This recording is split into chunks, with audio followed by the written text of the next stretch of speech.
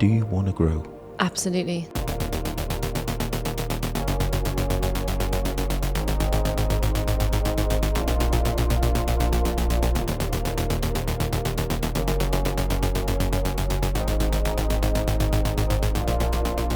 Snooze, you lose. Stand still, you're moving backwards.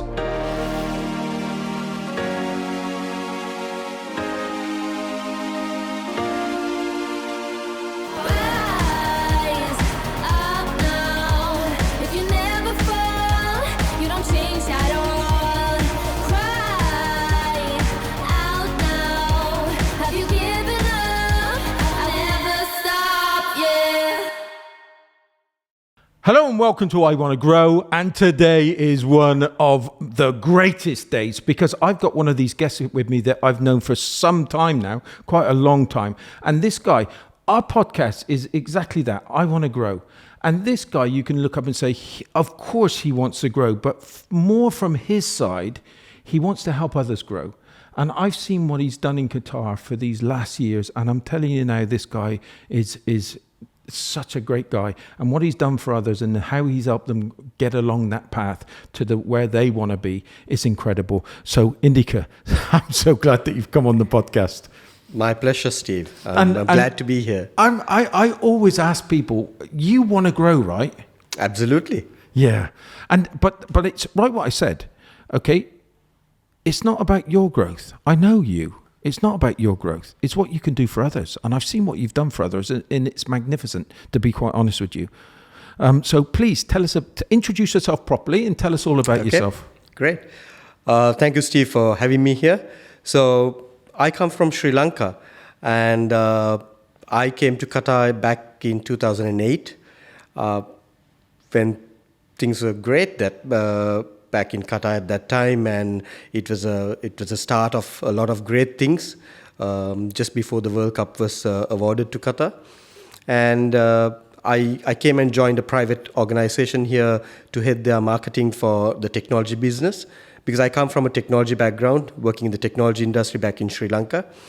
And after a couple of years, I moved on roles as well, and I was very blessed to be a part of a government organization where I was very much involved in the technology industry, information technology industry in Qatar, where I was part of multiple projects, where I was able to add value and learn a lot as well from being part of those initiatives.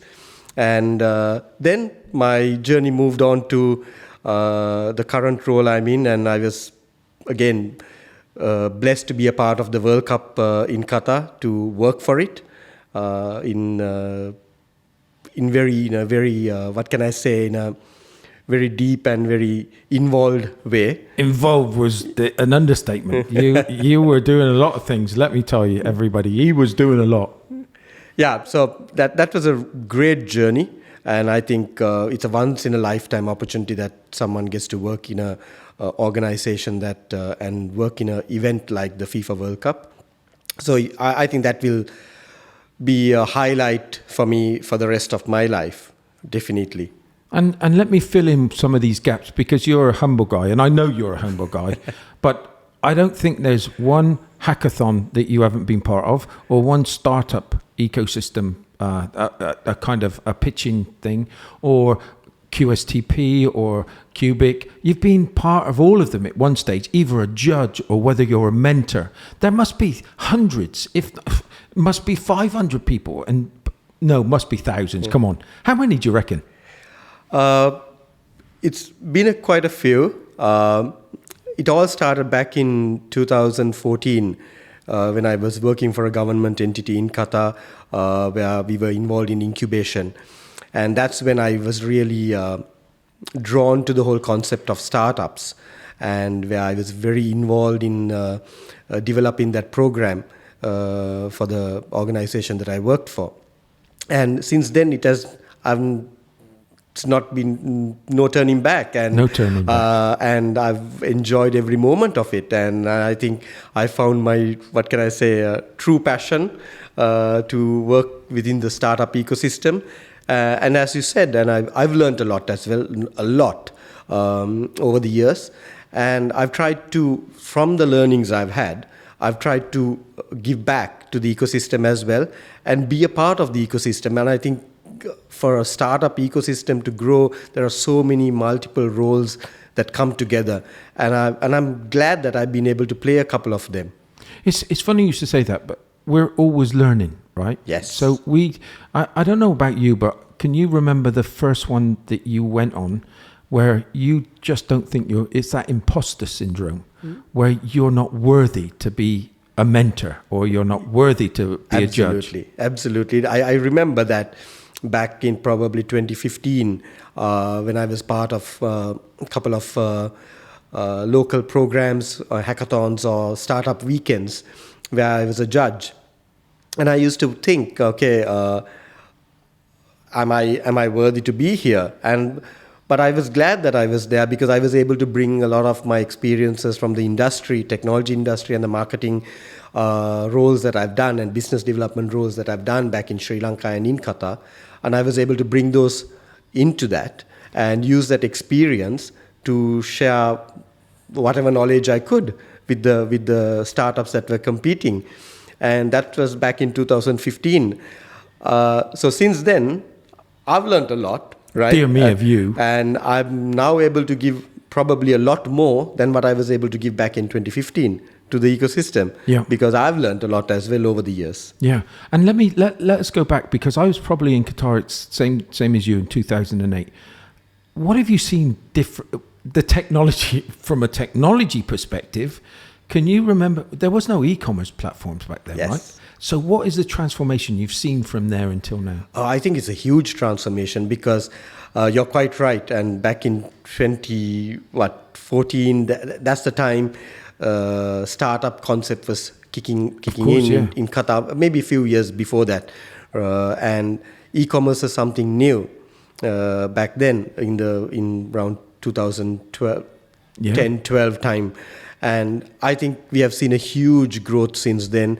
And initial periods when things started, there was no proper frameworks, right? And I think the country also has evolved so much and developed so much. And in order to bring in the resources and the benefits and the processes so that startups can really flourish. Yeah. And there's so much of guidance now.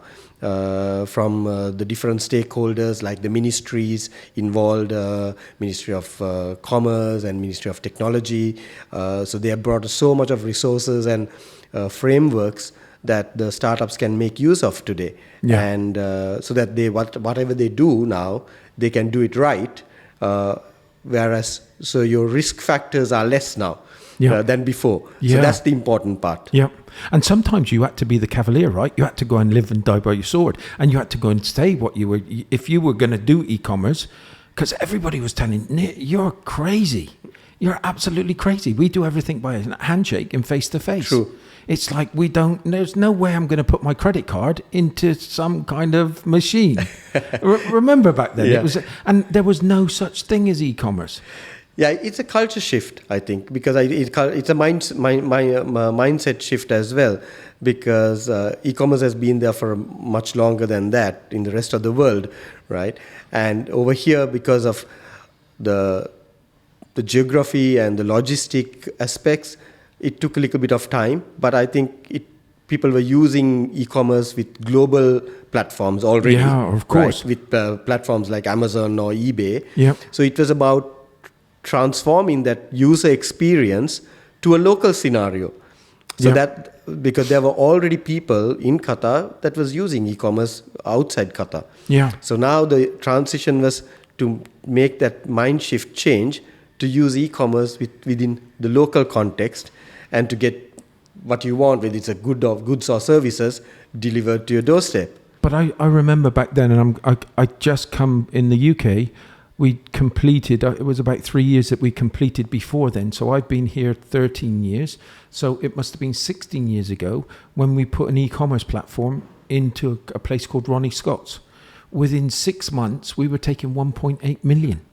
Wow. on an EP. And I thought, when I first came here, I thought, this is going to be happy days. But it was just, you come up against one brick wall after another brick wall after another brick wall until you realize that you had to go in a different direction.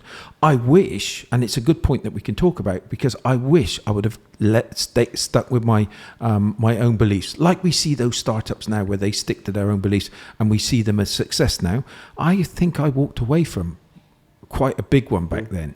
But in saying that, so when you first came here, that must have been was it a scary step as being an expat coming to Qatar, and then kind of coming into this environment that you were coming from a different country completely? Was it scary?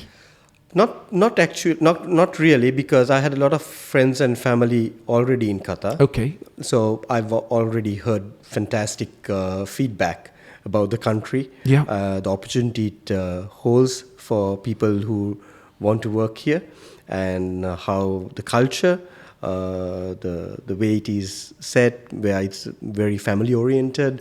So I've heard a lot of very good reviews even before I came. So I don't think I had any inhibitions or any fears or at all, because there were so many people that I knew who already been in Qatar for years. Helps, and right? it made it a lot easier for me to transition here because of that. Okay, let's talk about family. Your son, okay, he's been on the podcast already. Yes, yes. Unbelievable what he's achieved here with his cricket, right? Yes, absolutely. So Qatar has given a lot of opportunities for young people, whether it's in technology or business or even in sports. So you have met my son. Yeah. He's achieved quite a lot here as well. Incredible young man. And was able to play for the Qatar national cricket team, under 19 cricket team, representing Qatar, which is an amazing thing. And so that's something that Qatar has opened up and offered for youth. But I think what we don't realize living here in Qatar is just how great the lifestyle is. Yeah. Zero crime. Absolutely. It's like wonderful places to go, wonderful places to visit, the museums, the kind of the equestrian centres. Yeah. It's just phenomenal for somebody to live. And the education. Yeah. Look at all those universities that are here. No, I think Qatar has done it amazingly well, because every area of life, as you rightly said, there's a lot of thought put into it to bring it to the certain standards that suits the culture, and also sets the platform for people to be able to achieve a lot more and compete at a global level. I think that's amazing.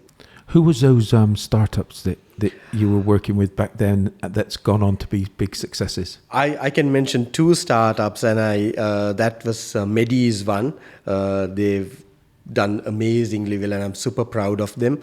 Harris and the team, and they started in Qatar, Harris and Abdul Al-Kanji, and then they moved to the region, expanded outside Qatar as well, and just last year they've exited as well, and that's a huge success story for Qatar's startup ecosystem. And then we have other startups like Urban Point, which came as an idea back in 2014 or 13 or 14, and today they are a commercially thriving startup.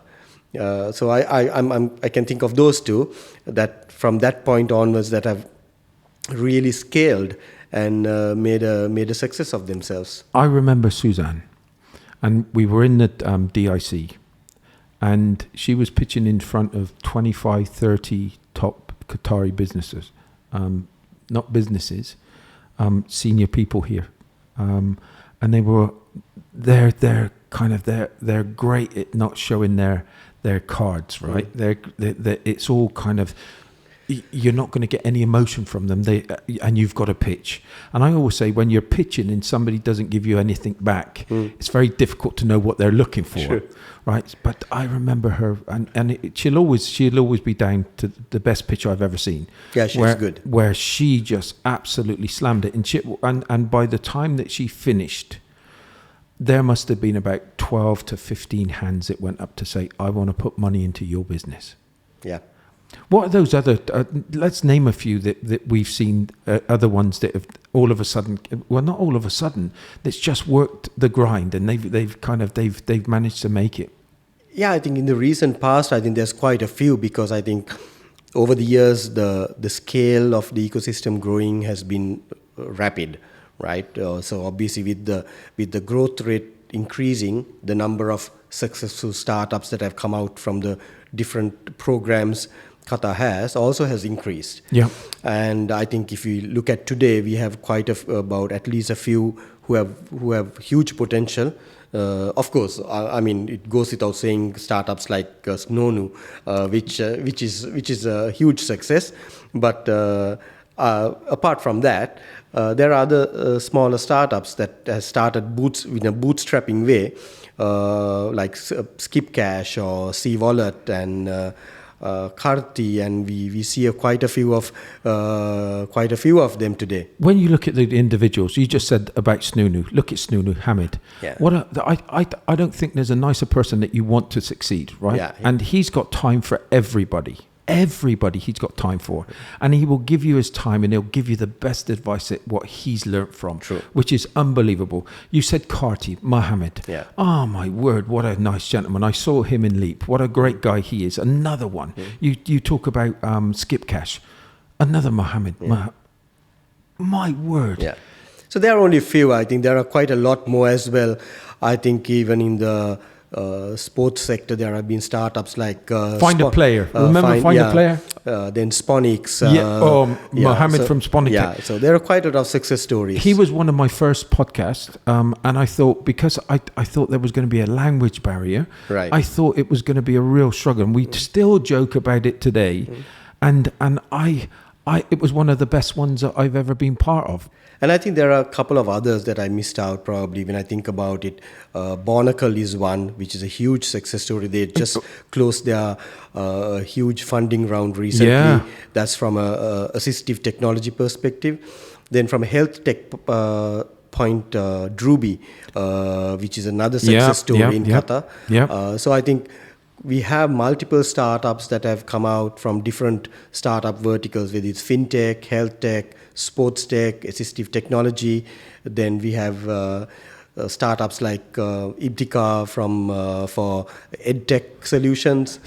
And he's getting his award. Did you see him in? Yes, I did. did. He's getting his award for the SME, yes. and that was really. I felt really proud for him. It's like it was a really good, to get that. So I think there are quite a few success stories, and as I said, with the rapid growth in the ecosystem, the number of startups also has increased, obviously, which have been successful over the last few years. I see, and I know that you've been involved with some. You've been involved with virtually both of these. I'm going to say, is it Django? Huego. Wego. Yeah. I always get it wrong. I always get that wrong, and I do apologize. Okay, but it's kind of, that one came from ideation from a hackathon, I think. It was, and they came all the way through and all the way, and they're flying at the moment, which is so great to see. And another one is NavBuddy. Again, you were part of that because they were part of the hackathon. Then when they pitched, I think one of their brothers, who was a very young boy, who did the pitch, is one of the best pitchers I've seen in Qatar. He's a naturally born presenter, and obviously the rest of the team took the product forward and made it happen. And you've got Mohammed Safar, the one that's the head of NavBuddy. The one thing I say with him, and I'm going to put a special mention to him, because what he does is he's got this growing, and he's just got one of the biggest shopping malls in Qatar, I think, right now, and he's putting his system into. But every hackathon that is out there, or whatever startup program it is, he's there. Yeah. He goes there as a mentor to start with, and then what he does is he joins up in a group. So he becomes one of those startups, and he helps them develop. True. And 3 or 4 competitions now, he goes there and he joins somebody that hasn't got a team to be part of, and he joins them, and they end up winning. Yeah, I think that's the beauty of the startup weekends and hackathons, where you bring teams together who have never met with each other, and obviously, but they are brought together because they have one true passion, that is to develop something new. So they have a common goal, and that's the beauty of the startup weekends and hackathons. And I've read that a lot of amazing products and startups have actually emerged out of the startup weekends and hackathons. I find that the bonds that you make at those events are unbreakable for the rest of your life, and I honestly believe that because of the way that they come together and they spend all that weekend. Some of them stay all night. I remember going to the scientific. Some of them are 48-hour hackathons, and they sleep on bean bags. But it's a thriving bed of opportunities, right? Definitely. It's always good to look at the glass half full, right? So it's. So I definitely see a huge potential, and it has come from, at some point, zero to what it is today. Right. So that's a huge growth, and I think and it's still growing. And I think as I said earlier, the rate of growth is increasing. That's the important thing. Fintech, that's just growing and growing. That's a huge thing, and I think with the recent fintech strategy being released. That opens up a lot of opportunities for startups, so that they have a lot of guidance in to understand the route that they should take, and some of the policies and the procedures in fintech, because fintech is a sensitive area, unlike just another typical startup. So with fintech, you need to be very diligent about the regulatory aspect of it as well. So with the new strategy come out, and I think that's going to really help the startup, and I think they've been waiting for it. Gives a lot of guidance, right? It gives a lot of guidance for them. And I think now we will see the growth of fintech even more. The growth rate will be more even now. InsurTech. That's a new thing. That's a new thing, and with there are a couple of players right now in Qatar as well they're leading it with QIC, and I've seen many insurtech startups coming up from Qatar as well now. I'm going to ask you to make a bold statement right now. Just tell us what we've seen so far. What are the limitations? What's going to be the next 10 years here in Qatar? So I think it all depends on the startup as well. See, when you're starting something new, you got to think through where you want to take it, right? And you need to know that, okay, this is the geographic space of Qatar, this is the population of Qatar, and when you start your ideation phase, you have to have the end in mind at least. So it all matters about I think it goes hand in hand. The opportunity from Qatar is also there. And then the startup also needs to come up with ideas that actually fit into that opportunity, right? So they need to be open. They need to be very knowledgeable. They need to be informed of the opportunities Qatar is opening up. So they need to be create these startups to tap into those opportunities. Because if they do that, then there's a huge potential. So sometimes what I've seen is, unfortunately, startups do not think of that aspect. They on their own incubate an idea and hope it will work. Sometimes it doesn't, right? Because there is no market need for it. So because that's a huge important element when you're doing ideation, to understand what are the market needs. Is there a need for this product, right? So that's the important aspect. Some startups fail to do that, and those are the startups that unfortunately don't go further. And the startups who successfully do that, who are able to map their ideas and solutions to the market needs, they have a much better chance of survival. I think I was, and I'm going to put this in this way because I was one of them. If you don't do your market research, like you don't really do your market research, you become a busy fool. Absolutely. And you just run around, and because you've never done enough gathered enough information, you'll end up at the end and look around and go, what did I achieve? Oh, I've done so well. What did I achieve? Somebody quite a few years back, somebody who I considered a mentor in the startup ecosystem when I was when I started off, he made this statement once saying, "You don't know what you don't know." Yeah. Right. So, and initially I was wondering, okay, what does it mean? Then it dawned on me what it meant actually. So it really helps for you to figure out what you don't know. Yeah. By doing that kind of research, going out to the market and figuring out what do I need to do in order to make this right? What do I need to do if I need to pivot my idea? You need to be open for that. Yeah. So because sometimes we cannot have this kind of closed mindset thinking, I know everything. Yeah. Right? And that's the sure recipe for failure. So something that I always tell startups when I mentor and train them for pitching to investors, that investors most often invest in teams. They like to see who the founders are.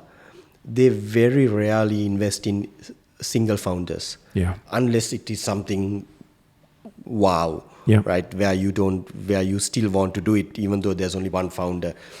But generally, investors like to invest in teams, because they always believe that if the team is right, if they have the right characteristics, the right attitudes, the right passion, the right knowledge, the qualifications, the commitment, then anything is possible. Yeah. You've done so much within this startup ecosystem, so much within the government, so much with what you've done. Do you ever think to yourself, I've done enough now, I don't want to do any more? No, I think I've just scratched the surface only. When I see what other ecosystems are doing, what we are doing is very little still as an individual. So what I started doing was some of the things is I realized there were certain gaps. So I went ahead and contacted Startup Grind sometime back and got the local chapter opened. Startup Grind Doha. And Steve, you've been part of that as a moderator as well. So one of the reasons I started it in Doha was to create that kind of networking platform. See, for a startup ecosystem to thrive, networking is really important, because in these kind of events only you meet other co-founders, you meet partners, stakeholders, potential investors. So these networking events are really, really important. And that's one of the reasons that I wanted to start in Doha. And then apart from that, I spent a little bit of time with some of the entities in Qatar, mentoring their startups, and also doing some trainings for startups on how to be prepared to pitch to investors. And that trainings I do purely from my first-hand experience of seeing startups pitch to investors, and then seeing how they've succeeded, some of them how they've succeeded, and how some of them have failed. Yeah. And so there are two very clear reasons why some of the startups succeed in pitching and some don't. Now, someone might think that you will succeed only because you have a great product, and that's why investors want to invest. No, that is not the reason why they only succeed, because there are a lot more other reasons for a pitch to be successful to investors. The preparation of your content and your information is one. Of course, you've got to have a great product, right, which has opportunities and potential to scale and grow. And that's one of the most important things investors look for. So that goes without saying, that your product or your solution or the service that you're offering has to be amazing with huge potential. But that is not all. The other aspects are your preparation. How well prepared are you for that pitch? Whether it's a 4-minute pitch, 5-minute pitch, or whatever it is, how well prepared are you for it? Then second is about attitudes and behavior. And that's a huge aspect, because it makes a big difference of your attitude as a startup when you're meeting investors. That could make or break the whole pitch. And then another aspect is presentation skills and tools you use to position it. Right? And then about the knowledge and information you actually possess about the specific vertical that you are pitching for, the product or the service, what area of, whether it's a health tech or an insure tech or fintech, and other market attributes about it, and also about the financial aspect. I have seen a lot of times startups going to pitch to investors who lack financial knowledge. So when some of the investors, when they ask questions about specific financials, they are unable to answer those questions. So that's a lack of preparation. Yep. So something I always tell startups is don't ever go and meet an investor or pitch. Even if you're told to come, don't go if you think you're not ready for it. Yeah. Because if you go half prepared, because sometimes that's the only chance you might get to meet that investor. And if you mess that opportunity up, you're never going to get another chance. Yep. So it's sometimes better to say, no, I'm not ready yet. Yep. I'll come back to you with an appointment to meet the investor, and prepare yourself better. Yeah. Because you don't pitch to investors to try your luck. Yeah. Right? You pitch to investors to win. Yeah. And I also tell startups one more thing. Don't ever think that just because you meet an investor and pitch, that they're going to sign a check immediately. It doesn't happen like that. It only happens in reality shows. Yeah. In real life, it doesn't happen like that. A pitch is... The objective of a pitch is to make an amazing impression. Yeah, that's it. Right?